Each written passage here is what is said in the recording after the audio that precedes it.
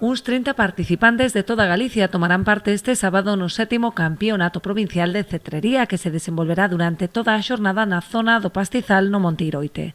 Hai diferentes modalidades de vuelo, hai baixo vuelo, altanería e tamén un tipo de baixo vuelo con halcóns tamén e pequenas aves, que son aves máis pequerrechiñas que tamén fan o mesmo tipo de vuelo.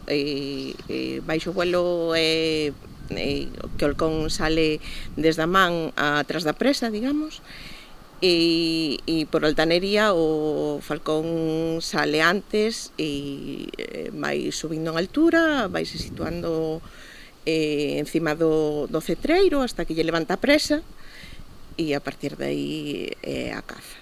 Previamente, o venres, a partir das 5:30 da tarde, terá lugar unha xornada divulgativa e un posterior coloquio na Casa da Cultura de Boiro, na que tamén se realizará unha exhibición de voo. Vamos a facer unha demostración ali, tamén vamos a ter algúns falcóns ali no auditorio, pois para que a xente vexa en vivo as cualidades de cada falcón, non? Non é o mesmo un falcón sacre, que é o que teño agora aquí no puño, como un falcón peregrino ou unha guía de Harris. Cada páxaro pois vive en sitios diferentes na natureza, por lo tanto tamén ten aplicacións diferentes na cetrería.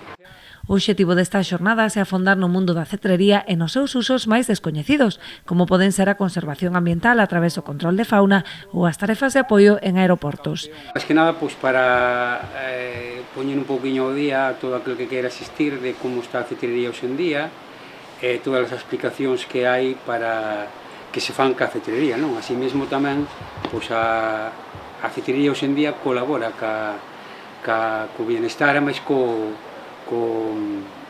ca conservación das especies, non? Tal como vamos a poñer algunha presentación, algún vídeo de cetreiros de renombre que estuveron traballando pois para ese tema. As xornadas son abertas ao público en xeral, polo que aqueles que desexen iniciarse no mundo da cetrería teñen unha cita esta fin de semana en Boiro.